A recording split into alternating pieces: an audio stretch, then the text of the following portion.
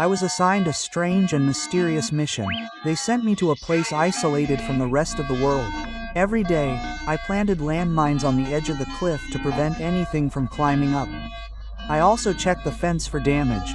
The place looked abandoned, but there was an automatic turret every 500 meters. I lived in an observation tower almost 100 meters high, alone on the edge of the abyss. Before leaving, the veteran warned me, never communicate with the people on the other side. I asked what was at the bottom of the pipe, but he didn't answer. He simply pressed the detonator he was holding and threw a bomb into the abyss. 15 seconds later, an explosion echoed, followed by a series of spine-chilling screams.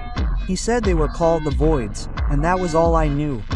After the shift change, the veteran left. Now I was completely alone in that region, without contact, without communication. In the end, I would receive millions in compensation. The next day, I began work. It seemed like a dangerous task, but for the most part, it felt like just maintenance. One afternoon, I grabbed my binoculars and looked toward the other tower. It was then that I saw a woman cutting slowly. She noticed me watching her, stopped what she was doing, and turned toward me. I froze. The veteran's warning echoed in my mind. Never interact with anyone. That night, thunder woke me. I couldn't help it. I grabbed the binoculars again. She was sitting by the window, noticed me watching her, and blew out the candle. 3 months passed. I was at the tower entrance, lost in thought, when a shot shattered the silence. She had fired into the sky and held up a sign. "What is your name?" The old rule made my heart race. I picked up a piece of wood and wrote my name.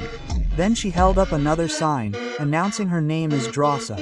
It was her birthday. I raised my glass and toasted silently. She smiled for the first time. I no longer felt so alone. We began communicating with tablets. 2 isolated souls slowly approaching. Then one day she pointed down. I followed her gaze. Dark shadows climbed the cliff. They were already very close. I saw those creatures with my own eyes for the first time. Without hesitation, I detonated the landmines. Some were thrown back into the abyss, but many continued upward. Drossa activated her automatic machine gun. We fought side by side,